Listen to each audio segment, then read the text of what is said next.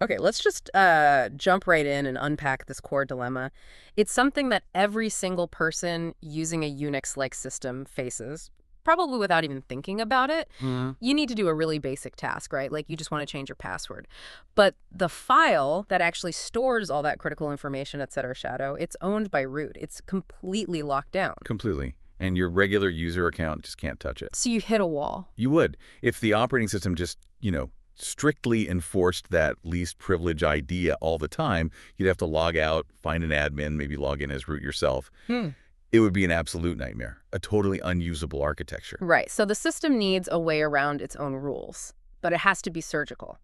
How does it give me just enough power to do that one thing and only that one thing without, handing me the keys to the kingdom? Well, that's the central question. Yeah. And it's why the source material talks about this two-tier approach. Yeah. The alternative would be a massive, unbelievably complex redesign of the whole kernel just to handle fine-grained access. You mean like which user can edit line 37 of the specific file? Exactly. It's just Yeah. not practical. Yeah. So instead, the OS relies on extensions. It delegates. It delegates to pre-approved programs. Yes. Trusted system extensions. You've got daemons, which are those background processes that are always running. And then you have the focus of our deep dive today, SetUID programs. And that's our mission then. To really understand how these SetUID programs work, how they put you in this temporary power suit, and this is the crucial part, how that power connects to all these hidden settings, these dynamic variables. Because that's where things get interesting Yeah. and dangerous. It's this fascinating balance, isn't it? It's trying to be super secure, but also convenient. It's a constant trade-off. So let's start with the mechanism itself, the SetUID bit. The sources frame this as a device that lets a user acquire new privileges for a limited amount of time. It's like a temporary exception to the rules. And this is where that parachute analogy from the sources is, I think, really helpful. A SetUID program gives you this very granular, very specific access. But think about it this way. Is the power something you already have, like Superman? Or is it something you put on, like Iron Man's armor? Oh, it's definitely the suit. It has to be Iron Man. Why do you say that? Because the second the program stops running, that power is just gone. It's not my power, it's the program's power, Oh. and I'm just borrowing it. Precisely. It lets you, a regular user, run a program with the privilege level of the program's owner. And for so many of these critical system tools, that owner is root. And the perfect case study here is the password program. Mhm. If you actually go and look at the permissions for us admin password, you see something a little weird. In the access control list, where you'd expect to see an X for execute, you see an S, and its owner is root. That tiny little S. That's the physical sign of this entire security model. So how does that one letter actually work? What does it do?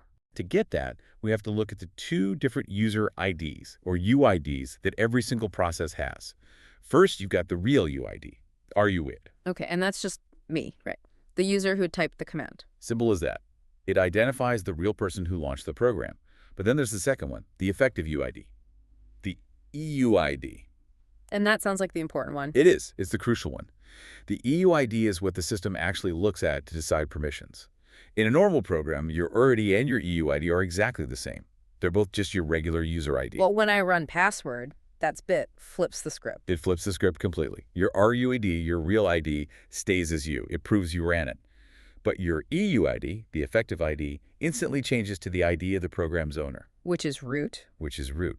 So for that brief moment while password is running, the program tells the kernel, my EUID is 0. I'm root. And the kernel lets it open up a Set Shadow and make the change. Then it quits, and the power vanishes. That is an incredibly elegant solution. It feels so precise. But, okay, I have to ask the question that the sources bring up. If this is so powerful, so useful, why don't we just set UID everything? Right. Why not just give that temporary root power to, I don't know, bincat, or even the shell itself, binch? Because that would be an absolute catastrophe. Sure. And the answer to why brings us to the next layer here. Mm-hmm. The danger isn't just in the program itself, but in what that powerful program inherits from you, the untrusted user. Mm-hmm. We have to look at the environment it runs in. Okay, so that's the perfect pivot. Section 2, environment variables, the dynamic configuration. These are basically settings that live outside the program's code, right? Exactly. They're just key value pairs that can change how a program behaves on the fly without ever touching the code itself. They're sort of the backbone of configuration on a Unix system. And the sources say the single most critical one is path. Oh, by far. It's the source of so many security headaches. Yeah. Path is just a list of directories separated by colons. It tells your shell where to look for programs. So when I type a command, it doesn't just magically know where it is. Not at all. It searches. It looks in the first directory listed in your path. Yeah. If it finds the command, it runs it. If not, it moves to the second directory, and so on and so on. It's a sequential search. That sequential part is the crucial detail. We'll come back to that. And these variables, they're not all the same, are they? There's a difference between local and global. That's right. You have shell variables, which are just local. They exist only in the shell you're in right now, and they disappear when you close it. But then you have environment variables, which are exported. They're more global. They get passed on to other programs you run. And it's those exported ones that a new process inherits. Yes. That's the important distinction for this whole SetUID discussion, what gets passed on. Now, besides path, which we've established is a big deal, are there other environment variables that are just as risky for a root program to inherit? Oh, absolutely. Path is the classic example, but modern security folks have to worry about a whole list of what they call tainted variables. Take LD preload, for instance. Oh, yeah, that one's a nasty one. It is. LD preload lets you tell the system, hey, load this specific library before you load any other ones. So if a SetUID program running as root inherits an LD preload variable from me, And that variable points to a malicious library that you wrote and control. then my malicious code gets to run with root privileges. Before the main program even gets to its first line of code, it's a huge vulnerability. It all comes down to trust. The privileged program has to actively distrust and clean up the environment it inherits from the user. The programmer has to assume the user's environment is hostile, You have to.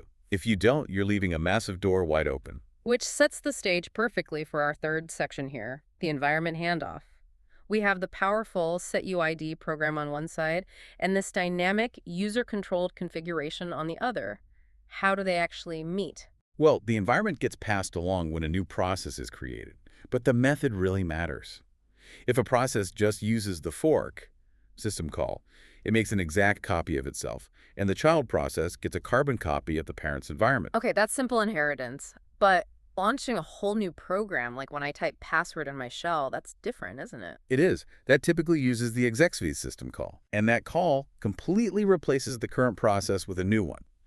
Crucially, the environment doesn't just get copied automatically. It's passed as an explicit parameter to the new program. So my shell, my untrusted, non-privileged shell, is literally handing my environment variables, including my custom path, directly to the password process. Which is about to run as root, and now you see the attack. the path hijacking attack. Let's just trace it. The password program starts, its EUID flips to 0, it's root.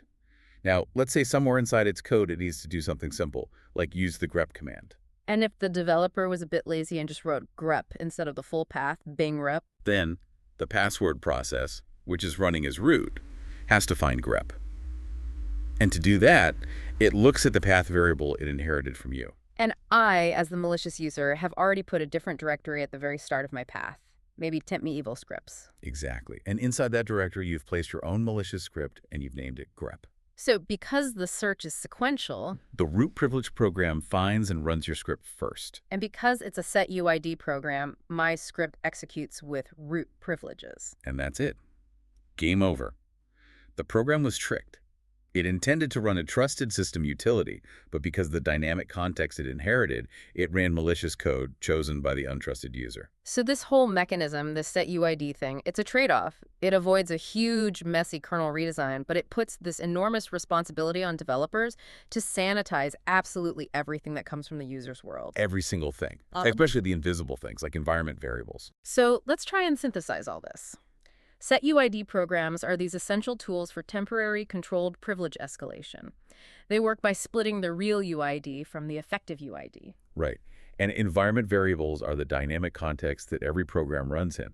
The fundamental problem, the security challenge, is that a high privilege process has to inherit that dynamic context from a low privilege and potentially hostile user. So now, for you listening, you don't just know that a program like Password has special powers. You know how.